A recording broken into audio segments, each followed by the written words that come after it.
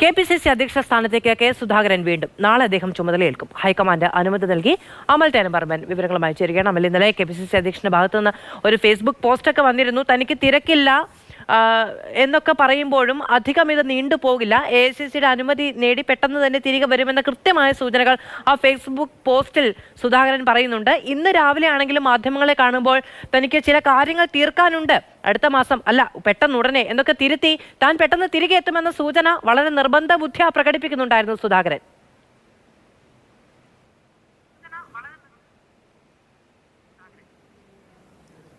മധു, KPCCയുടെ അവലോകന യോഗം കഴിഞ്ഞ ദിവസം ഉണ്ടായിരുന്നു. തിരഞ്ഞെടുപ്പ് സംബന്ധിച്ച കണക്കുകളും മറ്റും വിലയിരുത്താനായി 4-ാം തീയതി. അന്ന് KPCCയുടെ ആക്ടിംഗ് പ്രസിഡന്റ് സ്ഥാനത്ത് നിന്നും MM ഹസൻ മാറി KPCC അധ്യക്ഷ സ്ഥാനത്തേക്ക് കെ സുധാകരൻ തിരികെ എത്തും എന്നുള്ളതായിരുന്നു ആദ്യം ലഭിച്ചിരുന്ന വിവരം എന്ന് പറയുന്നത്. പക്ഷേ അന്ന് ആ തീരുമാനമുണ്ടായില്ല, അത് നീണ്ടുപോവുകയാണ് ചെയ്തത്.